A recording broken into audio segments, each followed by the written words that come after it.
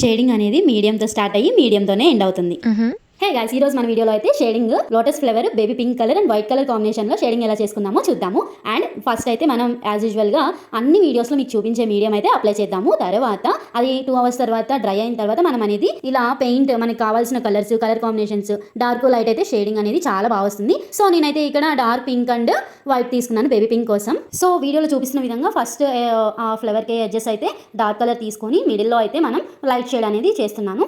And దీనికి మనం shade చేసేటప్పుడు బ్రష్ చాలా ప్రాపర్గా పట్టుకొని నీట్గా మనం బ్రష్ని అటు ఇటు అంటూ ఉంటే మనకి షేడింగ్ అనేది క్లారిటీగా మనం అనుకున్న విధంగా ఫ్లవర్ 3D ఎఫెక్ట్లో వస్తుందన్నమాట. సో నేను చూపిస్తున్న విధంగా ఫాలో అయ్యి మీరు కూడా ట్రై చేస్తే కనుక ఇలా నేను చూపించిన విధంగా ఫైనల్ అవుట్పుట్ చూడండి. లాస్ట్ వరకు ఈ వీడియో చూడండి. ఫైనల్ అవుట్పుట్ అయితే మీకు నేను లాస్ట్లో అయితే యాడ్ చేశాను.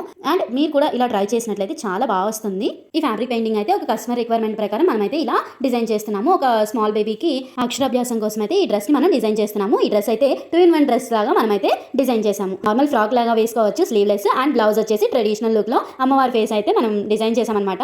ఈ ఫ్లవర్ అయితే మనం ఫస్ట్ నేనైతే ఈ వీడియోలో స్టార్టింగ్ చెప్పాను కదా ఎలా ఆ లీవ్స్ని ఎలా షేడ్ చేసుకోవాలి ఏంటి అనేది. సో మొత్తం యాజ్ యూజువల్గా ఫ్లవర్ మొత్తం కూడా మనం అదే ఫాలో అయితే నీట్గా వస్తుంది. ఫస్ట్ ఈ డ్రెస్ని అయితే స్టెప్ బై స్టెప్గా పెయింటింగ్స్ ఎలా చేసాము, ఏ మోడల్లో చేసాము, ఎలా మేక్ చేసాము అనేది స్టెప్ బై స్టెప్గా పార్ట్స్ వైజ్గా అయితే నేను దీన్ని అప్లోడ్ చేస్తూ ఉంటాను. అండ్ ఫైనల్ అవుట్పుట్ కోసం వెయిట్ చేయండి. ఇంతవరకు మన ఛానల్ని ఫాలో అయిన వాళ్ళైతే ఫాలో చేసుకోండి. అండ్ ఇలాంటి కస్టమైజేషన్స్ చేయించుకోవాలి అనుకుంటే డైరెక్ట్గా వాట్సాప్ ఆర్ ఇన్స్టాగ్రామ్లో మెసేజ్ చేయొచ్చు. అండ్ ఫ్యాబ్రిక్ పెయింటింగ్ క్లాసెస్ నేర్చుకోవాలి అన్న వాట్సాప్ ఆర్ ఇన్స్టాగ్రామ్లో డైరెక్ట్గా మెసేజ్ చేస్తే మేమైతే మీకు డీటెయిల్స్ క్లారిటీగా ఇస్తాము.